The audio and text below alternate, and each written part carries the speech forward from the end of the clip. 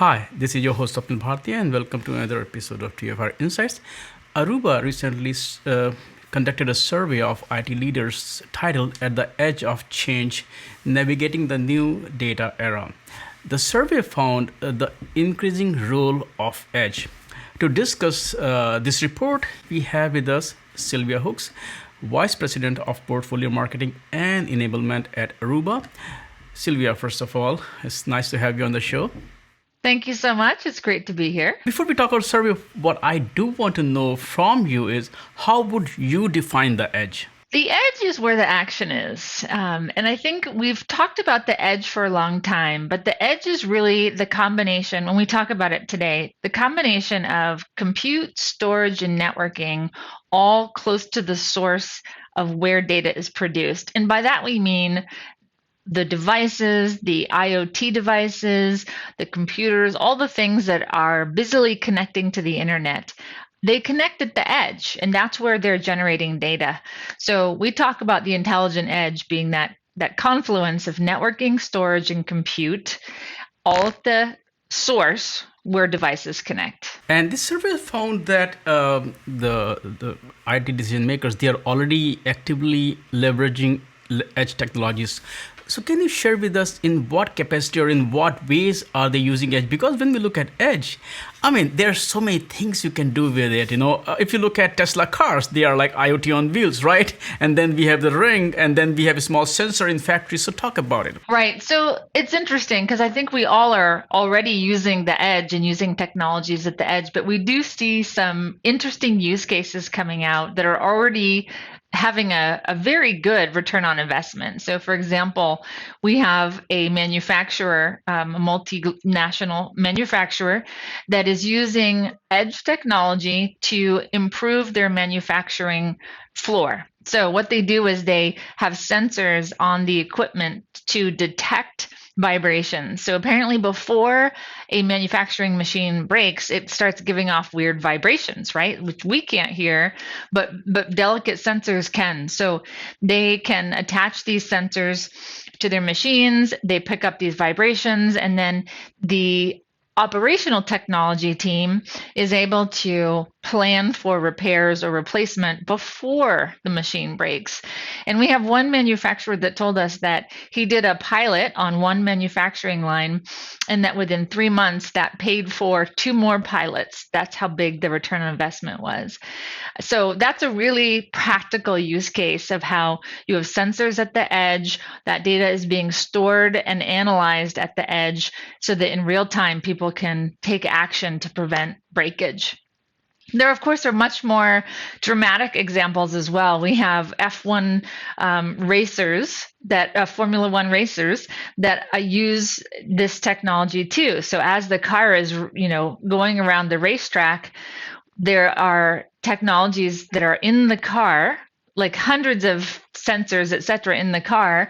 And that data can all be processed at the edge to really help improve the driver's experience of the car, help with artificial intelligence to prioritize communications from his team, et cetera. So that's manufacturing is the here and now today, and that we all can relate to.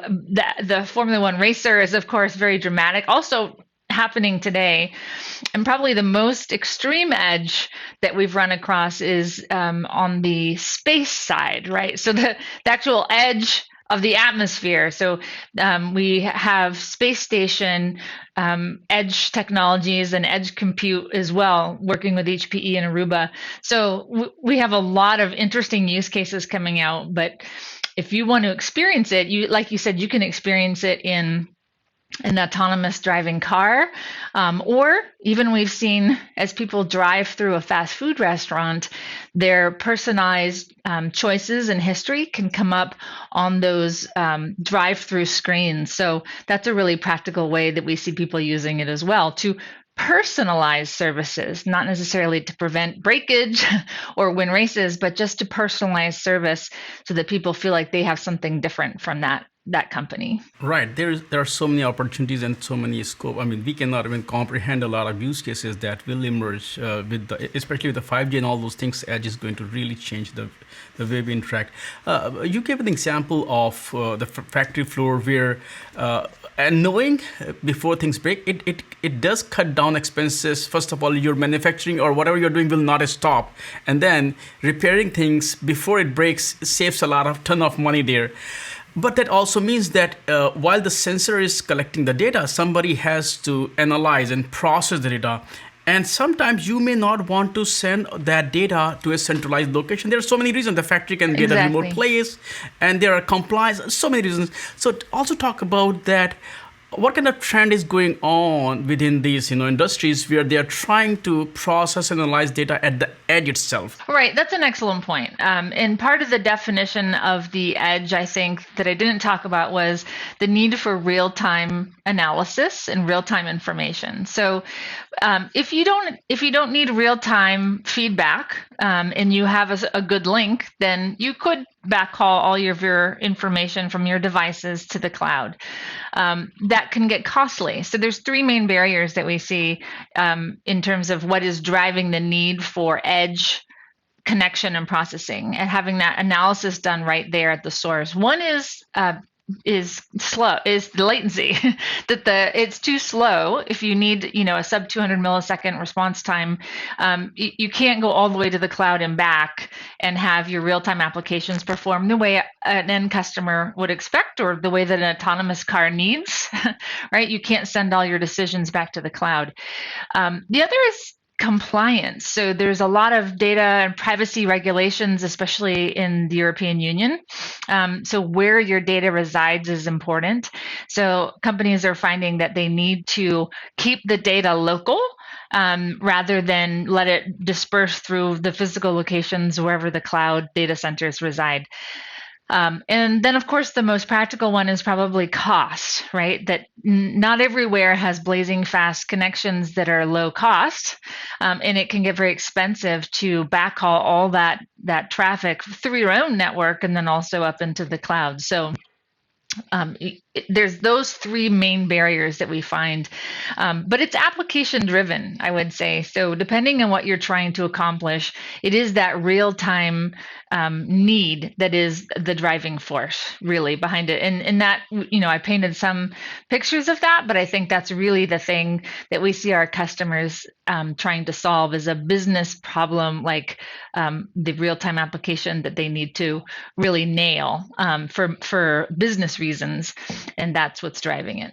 So when we look at edge, and if I whatever you said so far, it also looks like we are talking about edge data centers where they are closer to the user. Instead of user going all the way to the mountain is coming to the user. But the one more question that I was curious to ask was that, what about maintenance? Because most of these edge devices are deployed in the field where you cannot send out teams. So they should be resilient, if something goes down. So talk about what kind of challenges or problems are there in this area, or you have solved that problem. Yeah, you raise a good point that, we're talking about moving processing of data or centers of data closer to the source. So more data being produced outside of the traditional data center and outside of the cloud. And there's, I mentioned a high level of reasons for that, but then there's also practical reasons like, maybe it's a construction site and you can't put a data center in the middle of that. Maybe it's space, right? You can't put a data center in that. So there definitely are a lot of reasons why you'd want to move your processing of data closer to the source. I think, though, it is really about the response time and the economics that that's the real use case. So I do think that there are, oil rigs that you need to connect that are out in the ocean, space stations, moving cars, all those things. You need to have data processed locally, and they need local survivability, right? So you can also find this in large retail outlets as well, that they need to be able to have a mini data center on site so that they can continue to process purchases, find things in the stock room, et cetera, even if they lose their WAN link, right? So that WAN survivability ATM machines as well. You need to be able to connect them, have everything you need available there, so it doesn't just sort of fail in the middle of a transaction or become unavailable. So I think times when you are literally conducting business over the network, you especially need to have that localized data center. Or when you have a really big, complex environment like a stadium, right? The new stadiums have such interesting and unique experiences like the Chase Center, where you can order from your seat, you can navigate to where you need to go, and there's so much going on in that environment that you need an on-site mini data center essentially to handle all that traffic and all that processing for so many real-time applications. Did this report also cover federal government or their use of IoT? Because that's where compliance and all those things become really critical, because DoDs and all those are using it. So did you cover that also or not? We didn't survey governments as much. So this was mostly public and private sector, but in more of a consumer-facing environment. So we didn't have the responses from federal government on that. And, they're not particularly forthcoming about the applications of their technology for, security reasons. Just extrapolating, I can totally see how it would be useful to have a self-sufficient tank, for example, that's able to do communications and processing of highly sensitive and highly real-time data. And certainly for something as big as a Pentagon, for sure, you'd want to make sure that you had local processing close to the source, et cetera. But this is my own extrapolation. We certainly wouldn't want to disclose that, and it was not part of our survey. So we are collecting a lot of data. We are processing a lot of data. Here's something that is happening interesting with Edge is that it is and it can collect so much data, but we can still not extract all the value at this point from the data. So what most organizations are doing is they are just collecting as much data as possible. You, in the beginning, you mentioned a lot of interesting use cases, but can you share some use cases where they are benefiting from processing, analyzing data at the edge itself? Yeah, so this was interesting to find because I think people are still in the early stages of their edge strategy. So there are, in our survey, there were 72% of the respondents, of the IT decision makers, were already using some edge technology. Now that said, there was only 9% that felt that they were acting on the data that they were able to collect, right? So that's a pretty big gulf. So they're out there actively collecting data at the edge, their IoT devices and their operational technology devices, the OT devices, et cetera. But they lack, this is one of the barriers we found, is that they lack the IT skills and also the IT OT integration. So they lack both of those things, and that is getting in the way of them actually acting on the data that they're collecting and analyzing. So that was a very interesting finding to me, that yes, they're doing things, but there are some barriers to that. So it was actually a very small percentage of our respondents that are actively making use of those insights. One of the elephants in the room is security as you're deploying all these devices. And security is actually, the good news is security is no longer an afterthought. It is no longer in someone else's problem. It is becoming part of a developer's pipeline itself. So talk about the security challenges with Edge and how either the IT decision makers are solving the problem or how the ecosystem is coming in to make sure that security is no longer after the fact when they get attacked or it get compromised. Security is a really interesting one, and we found some seemingly conflicting information in this survey. The respondents, the majority listed security as a barrier to adoption, but they also listed security as a benefit to adoption. So I'm going to assume there that what they're talking about is the security holes that can open up if you do not take any action and properly, proactively secure your network, right? So if of IoT devices like thermostats and microwaves and little cameras, if they're attaching to your network and you have not put any proactive security in place, you open up some substantial security holes, right? So you leave yourself open. But if you proactively put those in place, so for example, like Aruba offers a ClearPass that can do dynamic segmentation. So when IoT devices connect to the network, it will recognize them and put them in a safe harbor so that they can't get out to other places that they shouldn't be on the network. If you do that, then you have actually you're in a better security position that you were. So people are definitely looking at this as something that they need to address, to your point, right from the get-go. It is not an afterthought, but they also feel like they have the solutions. There are the new technologies there, like dynamic segmentation, that will help them address this. So I have one quote, excuse me, from a customer named Kemet, and they said automation of this security is the key. So they couldn't possibly deal with the hundreds and thousands of devices that connect to the network. They can't deal with that manually. So the automation of that automatic policy application that ClearPass provides, for example, that's key.